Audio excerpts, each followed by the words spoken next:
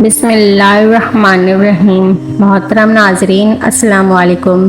اپنے چینل پہ آپ سب کو خوش آمدید کہتی ہوں اور دعا کرتی ہوں اللہ پاک آپ کی ساری جائز دعائیں قبول و مقبول فرمائے، آمین۔ کبھی کبھی انسان تھک جاتا ہے، پھر وہ خدا سے کچھ نہیں مانگتا، کچھ نہیں کہتا، وہ چاہتا ہے اسے بس سن لیا جائے، سمجھ لیا جائے، اس پر رحم کر دیا جائے، اس سے سکون دے دیا جائے، لا حاصل کی چاہت سے نکال دیا جائے، دنیا کی محبت سے دور کر دیا جائے، محبت کو اللہ کے لیے یکتا کر دیا جائے۔ اور انسان یہ سب تب کہتا ہے وہ جب اندر سے ٹوٹ جاتا ہے اور کسی چیز کی طلب اسے اس حد تک لے جاتی ہے کہ وہ اندر سے تنہا ہو جاتا ہے۔ جب انسان اللہ سے کسی چیز کو پانے کی چاہت کرتا ہے تو اللہ وہ دینے میں تاخیر کرتا ہے۔ اس تاخیر کو انسان اللہ کی طرف سے نہ سمجھ لیتا ہے۔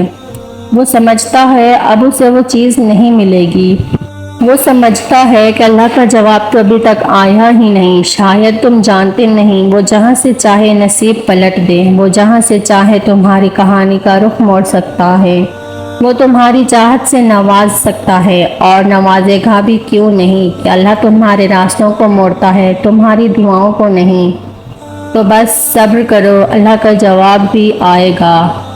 تمہارا بے چین ہو جانا بے وجہ نہیں، اللہ جلد وہ خوشی نصیب کرے گا جس کے انتظار میں تم نے جائے نماز پر آنسو بہائے۔ کیا پتہ اللہ نے تمہاری من پسند چیز صرف آزمائش کے لیے تم سے دور کی ہو، اس انتظار کے بعد جب تمہاری دعاؤں کو ہی تمہارے نصیب کا حصہ بنا دے گا۔ مقدر لکھنے والی ذات نے تمہاری چاہت کے صفحات پر یہی لکھا ہے کہ جو تمہاری چاہت ہے وہی میری چاہت ہے، تاکہ تمہاری دعاؤں کو تمہارے نصیب کا حصہ بنا سکیں۔ دعائیں تسبیح کی طرح ہوتی ہیں، تم اس تسبیح کو جاری رکھنا تاکہ تسبیح مکمل ہوتے ہی اللہ پاک کن فرما سکیں۔ وہ تمہیں تم سے زیادہ چاہتا ہے، اس لیے قبولیت کا وقت بڑھاتا ہے تاکہ تمہاری آواز کچھ دیر اور سن سکے۔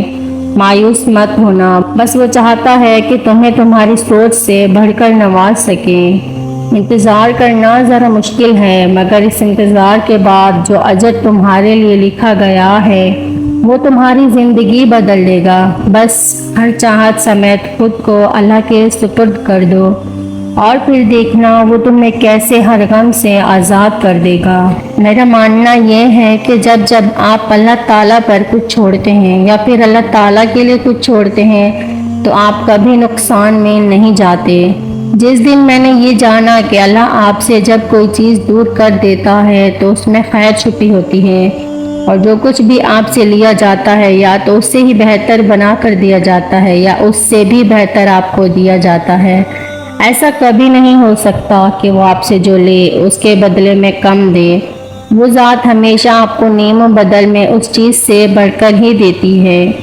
ایک دن آئے گا جب اللہ کہے گا یہ لو میرے بندے تمہارے صبر کا انعام، وہ دیکھو تمہاری منزل تمہارے سامنے ہے، اور پھر اللہ کہے گا میں نے اپنا وعدہ پورا کیا ہے، اور بے شک اللہ وعدہ پورے کرنے والوں کو پسند کرتا ہے۔